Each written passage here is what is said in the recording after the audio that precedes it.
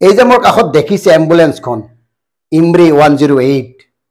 এনেকুৱা অৱস্থা হৈছে বৰ্তমান চৰকাৰখনৰ নচলে নামত 24/7 আছে মানে 24 ঘণ্টাই চলিব 7 দিন কিন্তু নচলে আটাইতকৈ দুখৰ কথা কি জানেনে ইয়াৰ পিছতো অসম চৰকাৰখনৰ শীৰ্ষ মন্ত্ৰীসকলে মুখ্যমন্ত্ৰীয়ে টিঙৰ পৰা নমা নাই নাও বুৰি গ'ল অসমৰ অৱস্থা হেক কিয় কৈছো যিখিনি সময়ত আটাইতকৈ গুৰুত্ব দিবলগীয়া বিষয় আছিল স্বাস্থ্য আৰু শিক্ষা সেই দুটা মূল বিষয়তে অসম চৰকাৰ সম্পূৰ্ণৰূপে ব্যৰ্থ আৰু এই ব্যৰ্থতাৰ প্ৰতীক হিচাপে আপোনালোকক ক'ব খুজিছো এই যে 2008 চনত 108 বুলি সেৱা এটা মুকলি কৰিছিল সেই সেৱাটো এতিয়া ঠিকে আছে নে সেই সেৱা আপুনি পায়নে যেতিয়া মন যায় তেতিয়া তাৎক্ষণিকভাৱে জৰুৰীকালীনভাৱে 108 পায়নে নিশ্চয় নাপায় কাৰণ 108ৰ অৱস্থা এতিয়া অতি পয়ালগা কেৱল মেনেজমেন্টৰ অভাৱত দক্ষতাৰ অভাৱত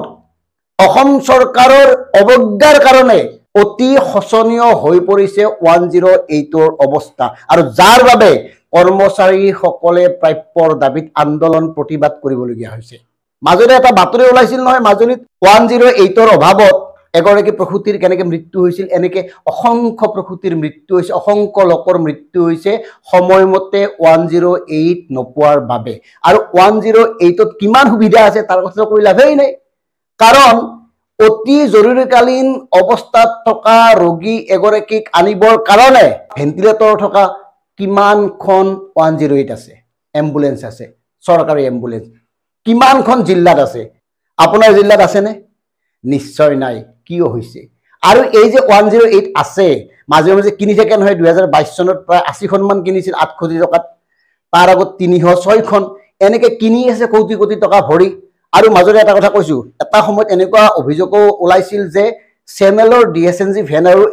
এই 108ৰ মানে সাইজবোৰ একেটাকৈ বিতৰক হৈছিল এই কথাবোৰ আমি সন্তেহৰ ওপৰতে কৈছো এই কথাবোৰ এতিয়া ক'ব খোজা নাই আমি ক'ব খোজা কথাটো হ'ল তেলৰ অভাৱত নচলে 108 তেল নাথাকে অৱস্থা বেয়া দিনত চলে ৰাতি নচলে বহুত দূৰলৈকে যাব নোৱাৰে যাবলৈ ৰিস্ক নলয় কাৰণ টায়াৰ বেয়া টিপ টায়াৰৰ অৱস্থাৰ কাৰণে বহুত দূৰলৈ যাব নোৱাৰে আৰু সপ্তাহত এদিন ছুটি পায় কৰ্মচাৰীসকলে আৰু সেই দিনটোত 108 নচলে মানে বিকল্প ড্ৰাইভাৰ নাই বিকল্প কৰ্মচাৰী নাই অতি সীমিত সংখ্যক কৰ্মচাৰীৰে এনেকৈ চলি আছে আৰু যিটো সংস্থাই এই গোটেই কাৰবাৰটো চলাই আছে 108 ইমৰি EMRI ইমৰি এওঁলোকে কৰ্মচাৰীসকলৰ ওপৰত এনেকুৱা ধৰণে আতিহত্যা চলাইছে আপুনি কল্পনাই কৰিব নোৱাৰে কিবা কাৰণত যদি কৰবাত দুৰ্ঘটনা সংঘটিত হয় কৰ্মচাৰীসকলে টকা দিব লাগে গাড়ীখন ভাল কৰাৰ কাৰণে চাওক ভাবক কথাটো টায়াৰ যদি বেয়া হয় কৰ্মচাৰীসকলে দিব লাগে আৰু এই অভিযোগ আমাৰ নহয় 108ৰ প্ৰতিবাদী কৰ্মচাৰীসকলৰ তেওঁলোকে মুকলিকে কৈছে তেওঁলোকক প্ৰাপ্য মজুৰি দিয়া হোৱা নাই তেওঁলোকৰ ওপৰত নিৰ্যাতন চলোৱা হৈছে নতুনকৈ নিয়ম প্ৰৱৰ্তন কৰি তেওঁলোকক টানি ধৰা হৈছে মানে গাড়ী এখন বেয়া হ'লে ভাল কৰাৰ দায়িত্ব তেওঁলোকে ল'ব লাগিব কেনেকৈ দুৰ্ঘটনাটো হ'ব পাৰে দুৰ্ঘটনাটো স্বাভাৱিক কোনোবাই ইচ্ছা কৰি দুৰ্ঘটনা কৰে নেকি গতিকে এনেকৈ চলি থকাৰ পিছত আমাৰ চৰকাৰখনে কি কৰি আছে আকাশত চাং পাতি আছে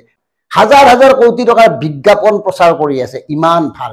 গতিকে শিক্ষা আৰু স্বাস্থ্য খণ্ডত সম্পূৰ্ণৰূপে ব্যৰ্থ এখন চৰকাৰে নিজকে সফল বুলি দাবী কৰিব পাৰেনে দাবী কৰা উচিত নে হয়তো কিছুমানে ক'ব আজিকালি মানুহে পইচা পায় গাড়ী এখন ভাড়াত লৈ যাব পাৰে 1250 টকা দিয়ে নহয় 1250 টকাৰে তেওঁলোকে ঔষধ কিনিব গাড়ী ভাড়া কৰি মেডিকেললৈ যাব 1250 টকাৰে ল'ৰা ছোৱালীক পঢ়ুৱাব 1250 টকাৰে খাব 1250 টকাৰে ফূৰ্তিও কৰিব ধেমালিও কৰিব নাটক চিনেমাও চাব এই ধৰণৰ কল্পনাও কৰে একাংশ ভক্তই বিজেপিৰ ভক্তই তথাপিও তেওঁলোকে মানি নলয় যে আমাৰ এই দুৰৱস্থাৰ কথা সুতৰ নামত 10,000 কোটি টকা ঋণ দিবলগীয়া হোৱা এইখন চৰকাৰে উৎপাদনশীল কামৰ নামত বিৰাট শূন্য এই কথাটো স্বীকাৰ নকৰে মাত্ৰ 1.5 বছৰ আছে এই 1.5 বছৰত এইখন চৰকাৰে এনেকুৱা এটা পৰিৱেশ পৰিস্থিতিত এৰি থৈ যাব ইয়াৰ পৰা কোনেও উদ্ধাৰ কৰিব নোৱাৰে কাৰো হাতত এনেকুৱা যাদুদণ্ড নাই যে এনেকুৱা এটা অৰ্থনৈতিক অৱস্থাৰ পৰা অসমক উদ্ধাৰ কৰিব পাৰিব তেওঁলোকৰতো চিন্তাই নাই তেওঁলোকক কিহে চুব পাৰে না মূল্য বৃদ্ধিয়ে চুব পাৰে না সামাজিক অস্থিৰতাই চুব পাৰে না অভাৱে চুব পাৰে স্মাৰ্ট মিটাৰে চুব পাৰে ঔষধে চুব পাৰে কিহে চুব পাৰে যিসকলে চেলেকি আছে তেওঁলোকৰো চিন্তা নাই, কেৱল চিন্তা হ'ল নিম্ন মধ্যবিত্ত লোকসকলৰ। আৰু নিম্ন মধ্যবিত্ত শ্ৰেণীৰ লোকসকলে ইয়াৰ বিৰুদ্ধে জোৰদাৰ প্ৰতিবাদ সাব্যস্ত নকৰিলে, ইয়াৰ বিৰুদ্ধে জোৰদাৰ আন্দোলন নকৰিলে একো নহ'ব। অৱশ্যে এতিয়া আন্দোলন কৰাৰ সময়ো নাই, এইকাৰণে নাই, এনেকুৱা সময়ত আমি উপনীত হৈছোঁ ইয়াৰ পৰা কোনোৱে আপোনাক উদ্ধাৰ কৰিব নোৱাৰে। মই আগতেই কৈছোঁ, কোনখন চৰকাৰে কেনেকৈ উদ্ধাৰ কৰিব কওক? কি আঁচনি আছে, কি এনেকুৱা ভিত্তি আছে, কি তথ্য আছে যাৰ দ্বাৰা এওঁলোকে আমাক এনেকুৱা এটা পৰিৱেশৰ পৰা উদ্ধাৰ কৰিব পাৰে? কাৰণ প্ৰতিটো দলৰ ৰাজনৈতিক নেতাৰ চৰিত্ৰ একেই, তেওঁলোকে শাসনত যোৱাৰ লগে লগে তেওঁলোকৰ লাইফষ্টাইল সলনি হৈ যায়, এচিৰ পৰা নানামেই, তেওঁলোকৰ খোৱা লোৱা অহা যোৱা গোটেই মানে সামগ্ৰী যিটো ষ্টাইল লাইফষ্টাইল, সেই লাইফষ্টাইলটো বিলাসী, সেই লাইফষ্টাইলটো ভোগবাদী। গতিকে তেওঁলোকৰ পৰা কিবা আশা কৰিব পাৰিবনে? গতিকে আপুনি বা মই এতিয়া চিঞৰাৰ বাহিৰে বাকী একো নাই। ধন্যবাদ।